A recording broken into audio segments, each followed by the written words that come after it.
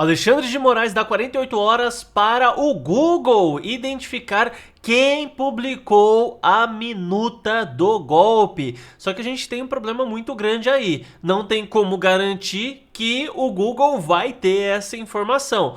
Pode ser que alguém tenha publicado através do Google Docs, tenha usado algum serviço do Google em algum determinado momento, porém, pode ser que isso daí tenha alguém escrito em algum lugar, pelo Word, por exemplo, imprimiu, tirou uma foto e mandou no WhatsApp. Então o Google não teria nem como saber qual foi a origem disso tudo, né? Claro que se eles identificassem, daí essa pessoa que foi talvez o ponto inicial, a responsável por publicar essa minuta, iria esclarecer da onde é que veio essa minuta. Só que eu acredito que é muito difícil eles conseguirem chegar até essa pessoa. Quem fez essa solicitação, na verdade, foi o ex-secretário de Segurança Pública do Distrito Federal, o Anderson Torres, né, no intuito de fazer uma produção de provas. Só que no fim das contas, ainda que se identifique quem é que escreveu essa minuta,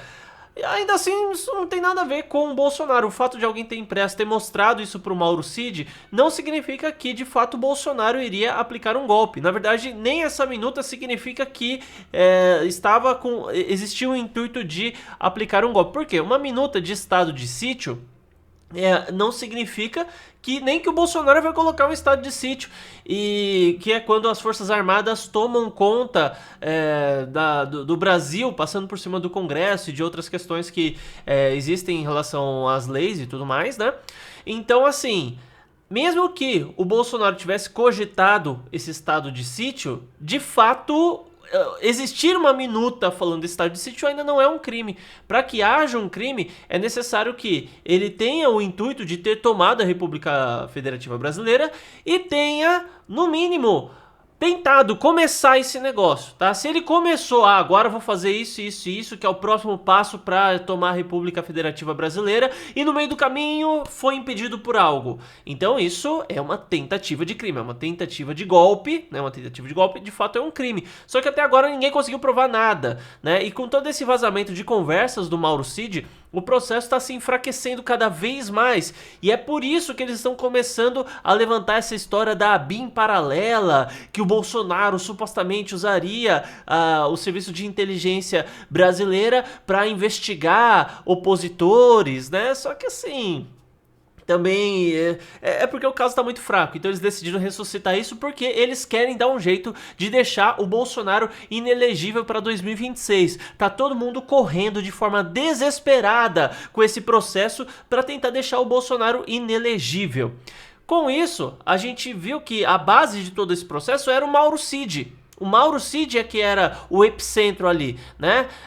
Só que, apesar de tudo que a gente viu, né, que são as conversas vazadas do Mauro Cid, ser comprovado que ele mentiu em certo ponto, a delação dele não foi anulada. O depoimento dele teria que ser anulado. Em um processo, em um julgamento, se uma pessoa mente sobre algo, o depoimento dela automaticamente passa a ser desconsiderado, né? Porque você não pode confiar em uma pessoa que, sob juramento, mentiu.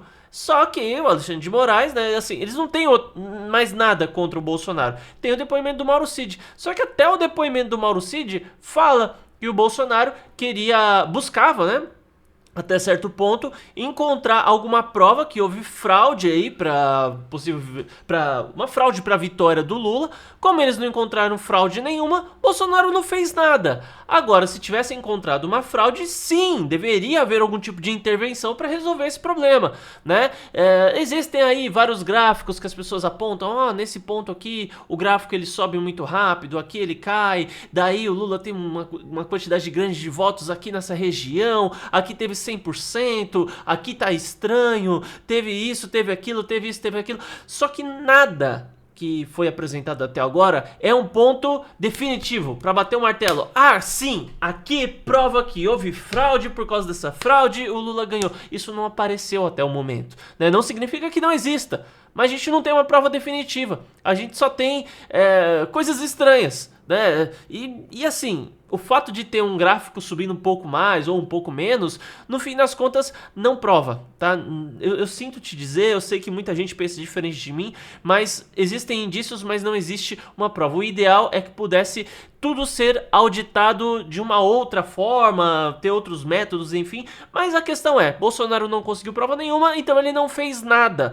Então, se ele não tinha intuito de fazer nada, porque não teve prova nenhuma, não tem como falar que ele tentou cometer um golpe, né? Agora se ele ligasse lá, ó, põe os tanques na rua, não sei o que, chama as forças armadas, chama os fuzileiros, chama todo mundo, vamos pra cima, não sei o que, não sei o que. Aí é outra coisa, daí no meio do caminho o general impedisse, ou uma revolta, alguma coisa assim, impedisse, mas não foi o caso, né? Ele até pensou em colocar um estado de sítio se achasse uma prova, ele não achou nada.